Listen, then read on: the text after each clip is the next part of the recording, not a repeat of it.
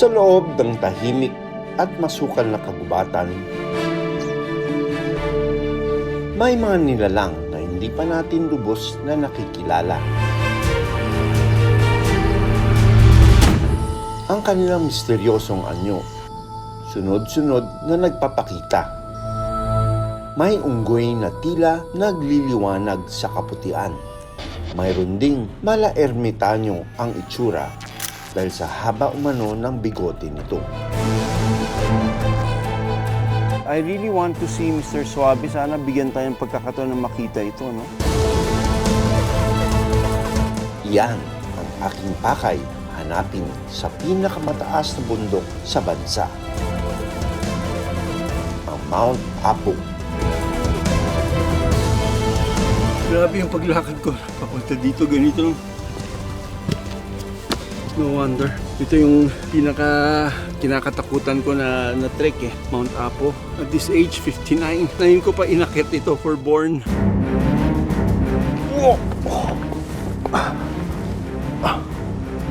Grabe. Bumisa pa lang kami. It's very cold pero umiinit. May ka pa yung sulfur. May mga naliligaw raw na hayop sa naglalakihang boulders ng bundok. Hanapin natin yung mga feral cats dito. It's an issue for the environment, for the wild. Dumami na raw sila dito. Got it!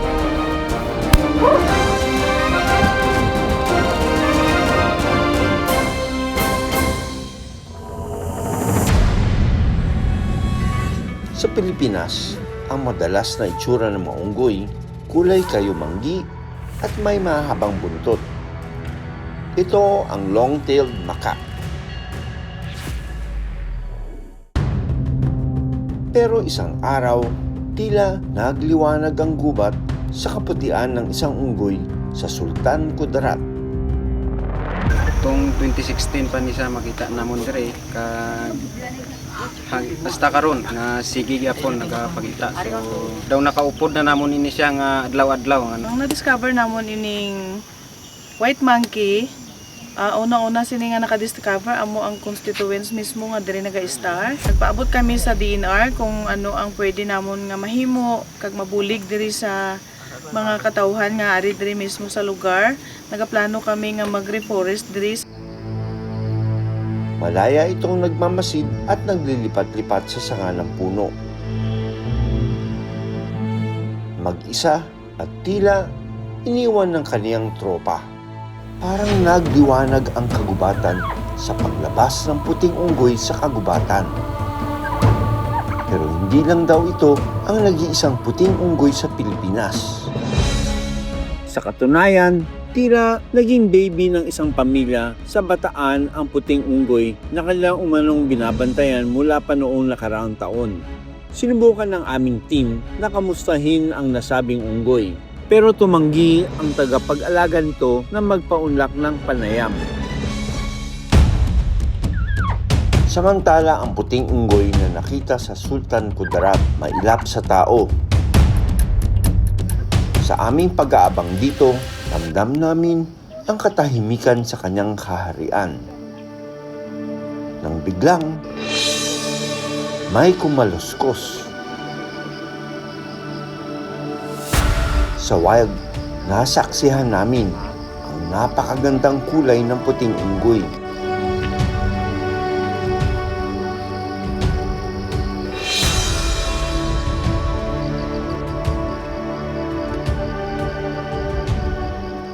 Paliwanag ng mga eksperto, bihira umano ang ganitong itsura ng unggoy sa Pilipinas.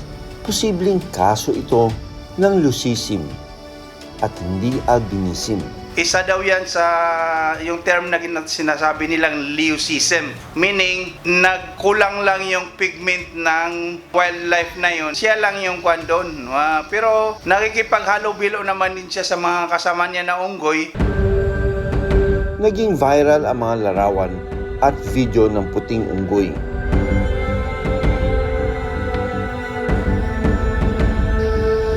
Habang may wild instinct o mailap pa ang unggoy, naghahain na ng ordinansa ang lokal na pamahalaan para maprotektahan ito. Back then po, may mga naririnig na kaming mga kwento na may mga sightings po talaga ng mga white monkeys. Halos araw-araw po nila nakikita. Around 10 to 12 years na po siya na naging visible sa area. Agad-agad po tayo nag-notify sa Senro at Penro. Yung ating barangay local government unit, napakabilis rin po nila sa gumawa ng aksyon para po sa paggawa ng ordinansa po na for the protection and conservation of the area. Sa Davao, isang misteryosong nilalang ang aming susubukang hanapin. Ito raw ang pinuno na naghahari sa pinakamataas na bundok sa bansa, ang Mount Apo. Sa itsura nito at haba ng kanyang bigote, posibleng ito na raw ang pinakamatandang unggoy roon. This is my first time to climb Mount Apo. Kasama natin yung ating guide na mountaineer, si Sir Terence. I have mixed emotions, excited and medyo challenged din. Sa Santa Cruz Trail ang daan ng aming team.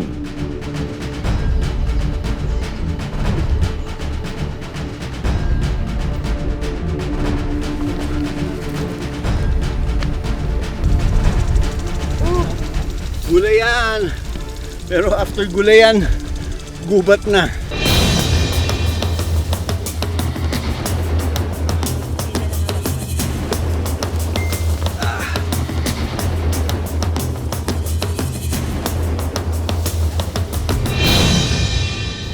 Parang ayaw magpaakyat nitong Mount Apo.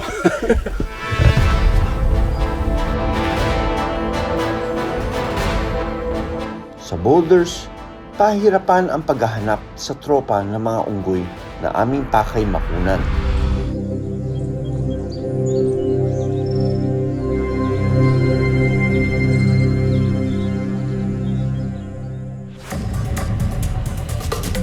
Pagdating sa campsite, Nagkalat daw ang feral cats. It's an issue for the environment, for the wild. Dumami na raw sila dito. Nakaka-alarma yun. hindi native o likas na naninirahan sa Pilipinas ang mga domestic cat o Felis catus. Sa tala ng mga arkeologo at historians, pinaniniwala ang nakapasok ang domestic cats sa bansa dahil sa maritime trade network o kalakalan bago pa dumating ang mga Espanyol. Dahil kadalasang may sakay na pusa ang mga barko para mataboy at makontrol ang pagdami ng mga daga. Ang iba, naging stray o pagala-gala katulad ng mga pusa na makikita sa Mount Apo. The problem of feral cats spreading here in Camp 1 in the Boulder area, no? Sinabi sa amin ng DNR na problema nga ito kasi yung mga feral cats na ito, they hunt wildlife. The cats are not supposed to be in this area. Ito protected area yan, maraming mga endemic species dito. They're natural hunters. Baka mga iba dyan, hindi pa natin na-document, ma-extinct na sila. When we took over the farm in 2018, it was a paradise for ground birds. But lately, it had been invaded by feral cats. They're all gone.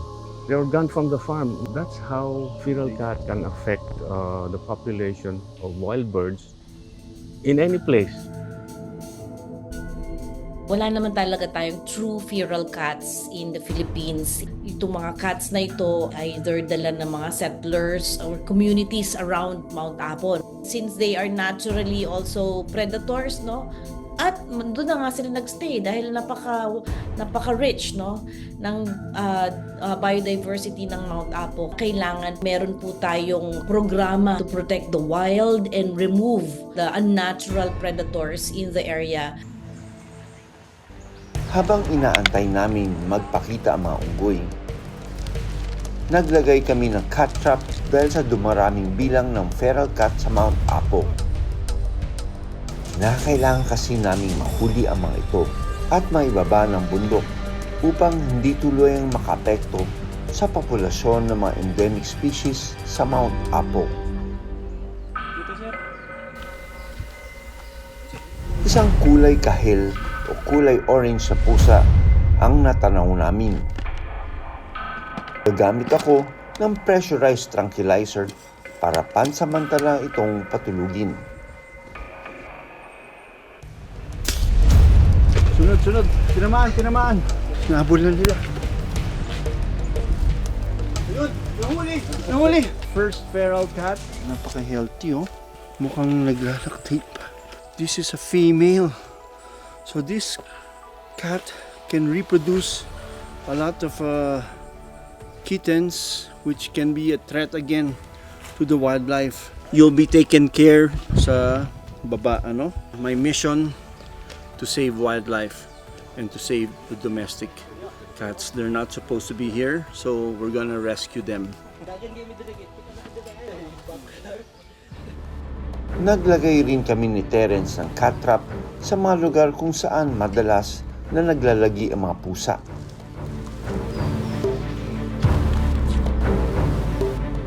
Isang gray feral cat ang lumapit sa iniwan naming trap. Dahan-dahan itong pumasok sa trap habang inaamoy ang paligid. Nagsimula itong kumain ng manok at cat food na inilagay namin sa loob ng trap. Ang gray cat, payapang kumakain. Pero sa pag-abante pa ng pwesto nito, it's a trap! I'm sorry, baby. Kailangan ka lang namin hulihin. Look at the behavior of this feral cat. Wild na siya, oh. Sumasalpok. You don't see this with yung mga cat sa city. So isa-sedate ko muna siya para malipat natin. Look at this, ha. It's juvenile. Pero ano na ito? Hunter na hunter. Another female. Nagpalit na ng ngipin. Ready to hunt. So yung instincts niya is just like a wild. 2 pusa ang aming nahuli at kasamang ibaba sa bundok.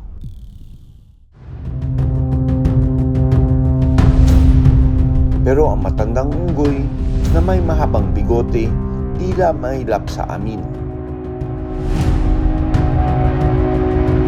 Sa itaas ng Mount Apo, ramdam ko kung gaano ito kaganda. Sa aming pag-akyat sa boulders, isang matipunong leader na mga unggoy ang gusto naming makilala. Madilim pa lang, nagsimula nang maglakad ang aming grupo. It's very cold pero umiinit. Naamoy ko pa yung sulfur. Nasa 2 oras kaming naglalakad sa dilim. Hanggang sa bumungad sa amin ang napakagandang pagsikat ng araw.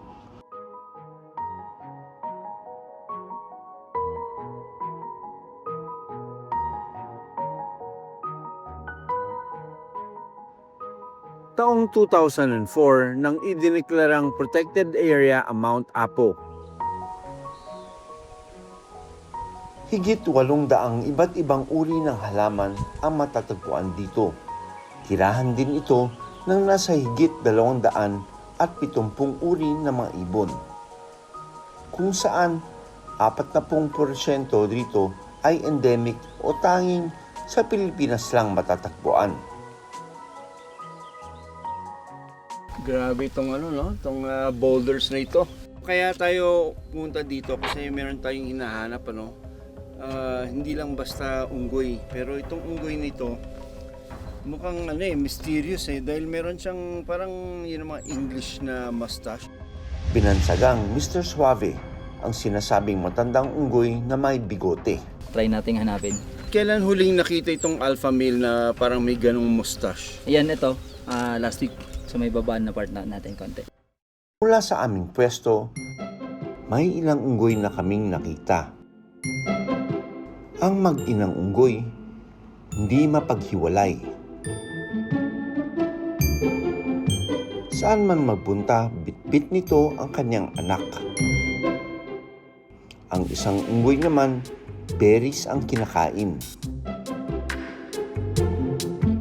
Malaya silang namumuhay sa boulders ng Mount Apo.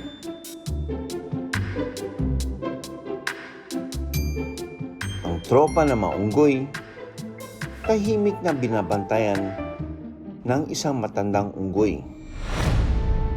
Natanaw namin siya sa itaas. May nakita silang alpha, no?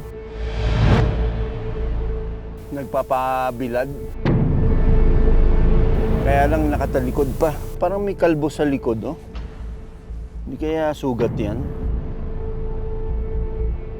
Hindi yun, Dok. Habang tumatanda kasi sila, nawawala yung mga balahibo nila, Dok. Sana humarap siya para makita natin kung yan ba yung hinahanap natin na may bigote. Tinutukan namin ng kamera ang isang matandang unggoy. Pero bigo kaming makunan. Ang tagal ko na nagdo-document ang mga monkeys pero ngayon lang ako nakita ng monkey na may kulot na gano'n. Hindi pa rin kami nawawalan ng pag-asa. Ano yan? Go ahead, go ahead. Merong radyo. Ano ito ba? Nandito yung mga ano, mga grupo ng unggoy. Wow, nakasalisi tayo. Sa sales tayo. Doon na yung ano na. Sa huli, bigo kami sa aming pakay na makita ang matandang unggoy na may mahabang bigote. At hanggang sa mga larawan at video lang na nakuha na mga umakyat ng aming pinahawakang totoo ito.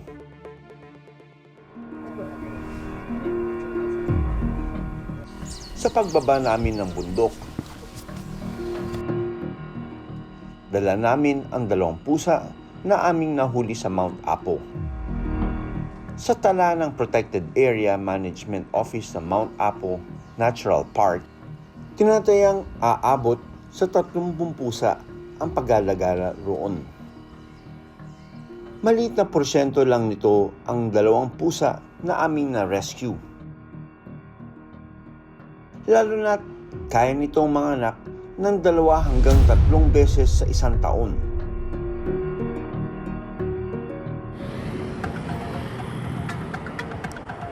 Sa Davao City, sinuri namin ang 2 pusa. Si Orange at saka si Gray na Mount Apo feral cats, ano? I-prepare na sila for surgery. Kailangan din namin itong kapunin bago ibigay sa bago nitong pamilya.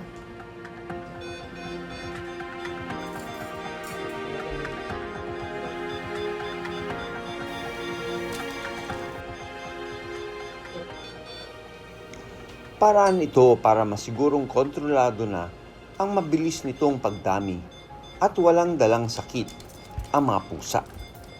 I-vaccinate na lang sila at saka deworm, anti-rabies at saka 4-in-1 para hindi mahawa ng mga sakit.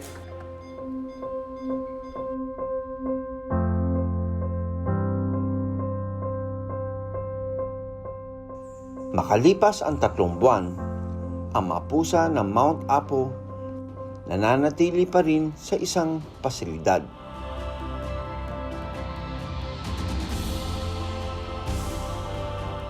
Kung iingatan natin ang kabundukan, marami pang buhay ilang ang naghihintay na matuklasan. Ako si Doc Nilson Donato, Born to be Wild.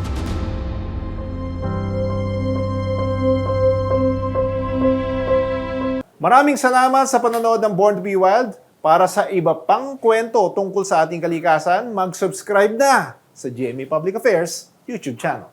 Maraming salamat sa panonood ng Born to be Wild. Para sa iba pang kwento tungkol sa ating kalikasan, mag-subscribe na sa GMA Public Affairs YouTube channel.